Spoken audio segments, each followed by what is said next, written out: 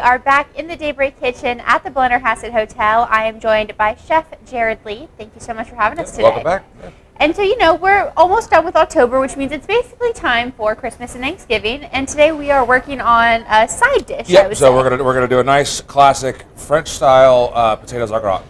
So it sounds complicated, but honestly, this is one of those old school peasant dishes that kind of feeds the whole family, and it's just have 5, 6, 7 simple ingredients. Okay, well let's get started. All right. Well, we got our pan on medium heat here. Okay.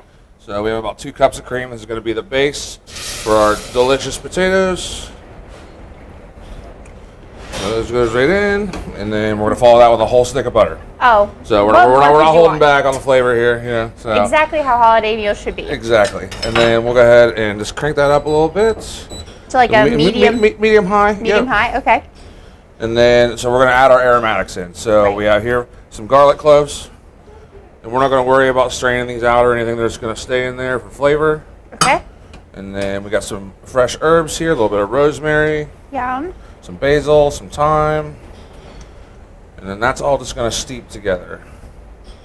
So we'll let that do its thing. And then we'll actually, all the flavor, all the seasoning is going to go ahead and go into our cream. So this is like where the easiness of the recipe comes in. Okay. So it's just all in the pot. Yes, exactly. So we're going to do about a tablespoon of salt and then 2 teaspoons of black pepper. Okay. Right in the pot. You see our butter is starting to melt already. And then here we have a mix of cheddar and Parmesan cheese. And then we're going to top everything up with an herb breadcrumb. So this has all the same herbs that just went into the pot, mixture of our cheese, and then just regular old panko breadcrumbs with a little bit of salt and pepper. Okay. So once our butter starts to come together with all the herbs, ideally we'd want to let this simmer for 5-10 minutes, something like that, to let all the flavors come together. But for the sake of expediency for the show here, we'll just go with it as soon as everything's melted and brought together. And so obviously we're not going to put our potatoes in yet, but what are our potatoes and how do you cut them? So you can use Idahos, you can use Redskins, anything you got, as long as they're sliced nice and thin. So what I went ahead and did before y'all got here was just went ahead and parboiled them a little bit, so they're nice and soft. You just kind of tell they're they're a little so warm. They're not fully cooked. Yeah. But they're just almost there because they'll finish baking in the oven with the sauce. Okay. So we'll go ahead while our cream's really starting to simmer here. So we'll go ahead and we're just going to layer potatoes. There's no rhyme or reason here. Just a nice layer.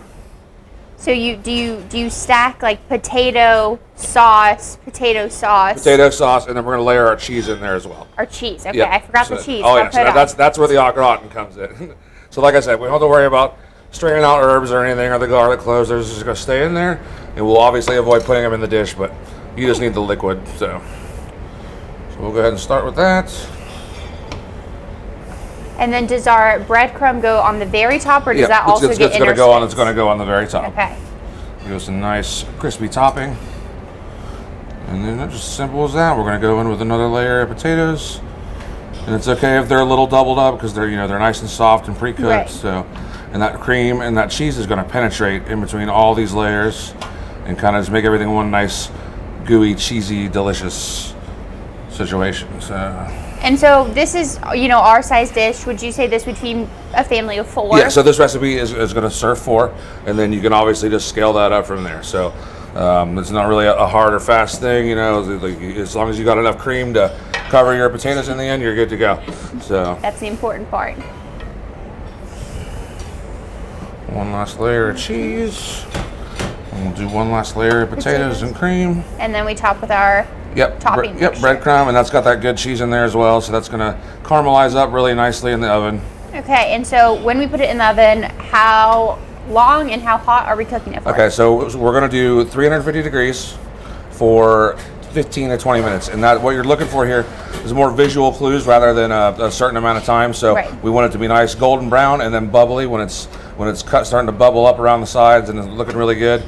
You're good to go because your potatoes are pre-cooked. Okay, well, we are going to go ahead and get that in the oven, and we will go ahead and taste test it after the break, but we will have more coming up on Daybreak in just a little bit.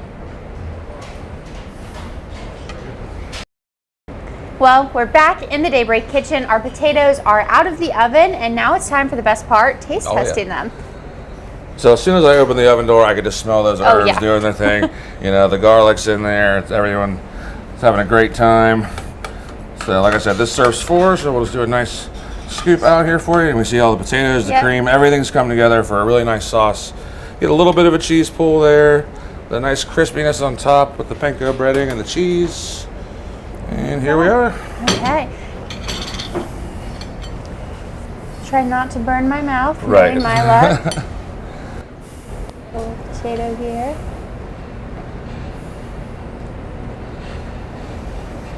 And it comes together just like that. So I mean, if you want to, you know, do a big pan to, you know, feed all 20 of the guests on Thanksgiving, it's just as simple as that. So, you know, you go from doing 5 or 6 potatoes to 20 and you're there. Yeah, those spices, they do just taste, those are the herbs that taste like Thanksgiving. They taste like Christmas, and that was so easy to come together. So definitely adding it to my holiday rotation. Absolutely. And as always, thank you, Chef, for having us and teaching us something new for the holiday season. But we'll have more coming up on Daybreak right after the break.